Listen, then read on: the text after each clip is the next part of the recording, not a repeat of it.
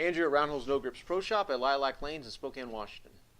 So I just got back from the USBC Open Championships at the South Point in Las Vegas.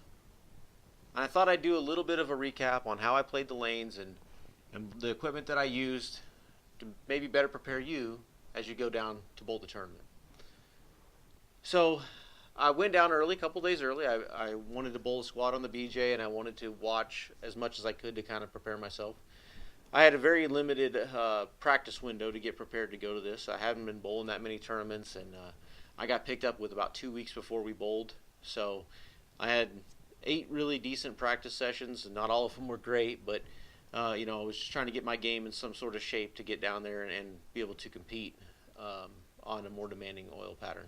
So I watched quite a bit here and there. We'll go up, watch a little bit, go have lunch, go back, watch some more, just to kind of see how they were playing. And so I figured out pretty quickly that in team event you had to be about 5 or 6 down the lane to strike for most people. Now, if you have a style that is really fast ball speed, that's going to change a little bit or whatnot. But for most of us, it was right in that 5-6 window down lane.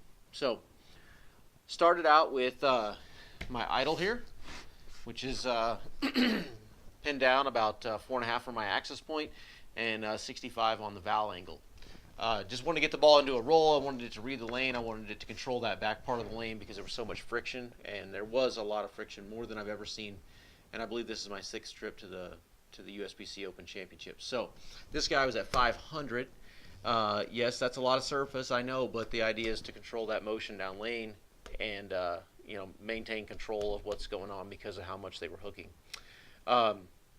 That being said, I didn't carry particularly well, and it probably is because I used a lot of surface on these 2 bowling balls. And I threw my halo as well, which is about 60 by 4.5 by 30, and this is at 1,000. So I threw these 2 for the entirety of team. I didn't throw anything else. Like I said, the idea was I take that back. I did throw my halo pearl at the tail end of it. It really didn't make much difference. I hit the pocket. I didn't carry. And I bowled pretty well, really. I executed pretty well. Obviously I threw some shots out the window, but most of the time I was executing pretty well. A couple of open frames. I believe I had 28 of 30 clean frames, and I shot 570. So feeling good about my execution. Not feeling great about my score. So we bowled doubles and singles the next evening, and I had bowled 2 squads on the BJ, which, if you don't know, is the doubles and singles pattern. However, you're bowling that in the bowling center, not the bowling event center, so there's going to be some topography differences and whatnot. There's some other changes, obviously, or some other differences as well. Both squads in the BJ, I shot 580. One squad was just 28 of 30 clean. I kept the ball in play, made a lot of spares, but couldn't quite figure out where to play them. The second squad, I started way out and was playing them outside of, pretty much outside of 5, and shot 220. And then we moved to the next pair, and that shot was not there. Needless to say, I think I shot 144. Anyways, it's pretty horrible. And so then the next pair, I shoot almost 220 again. I just come out with 581. So wherever the math is on that. So anyways, wasn't particularly happy with either one of those performances. And in the BJ, I pretty much threw these 2 and occasionally this halo here, which we'll get to in a minute. So when we got to doubles and singles, I started out again. I tried to play them outside, and I just couldn't figure it out. I couldn't get the angle right. I'd move a little right, it would hook early. I'd create a little out angle, and I couldn't get the ball around the corner. So I struggled through doubles. I couldn't get out of my thumb hole. I couldn't execute good shots, and for all intents and purposes, everything just kind of went bad. And so I'm watching some folks next to me that are striking, and I'm like, they're about a half an arrow left of me with where they're starting the ball in the front part of the lane. So I had given up pretty quickly on that outside line, and I had moved in 5 or 6 frames into about 11 to 8, and that was okay, but it was real speed sensitive. If I threw it a touch firm, it was maybe a 210 or at worst a washout. So I was really struggling to get the ball just to read the lane properly, and I am a little bit speed dominant, so I was really struggling to get the ball to read the lane even at 500 and 1,000. Some pretty strong layouts, strong surface. So I'm just sitting there being frustrated basically, and I decide I think I can move into where they're at and just throw it that soft.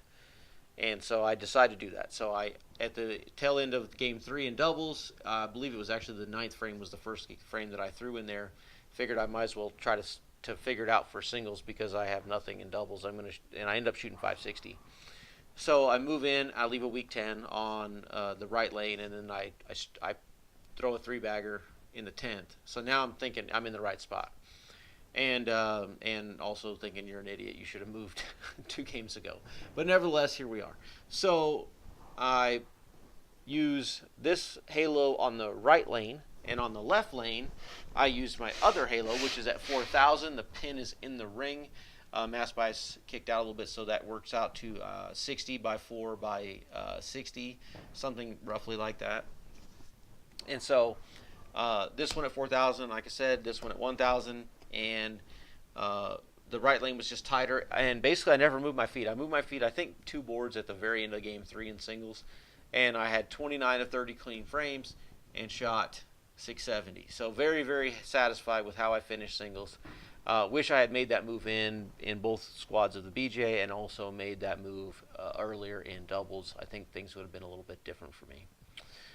So, I'm like I said, I'm naturally firm with my ball speed, and I just had a hard time getting the ball around the corner and being comfortable with my motion down the lane. So, why do I tell you how many clean frames I got? Because if you don't know and you've never been to the USBC Open Championships, there is a 30 clean frame spot. I managed to get 30 clean frames back in, I think it was 2007, and that was about $340 on, I think it's a $5 investment back then. I don't know what it is now. I don't remember. I just paid them money. But that one split I had in the fourth frame of singles in the first game cost me probably $350. So very, very annoying, but spares are important. Spares are what, help you shoot big numbers, or not so low numbers, I suppose you could say.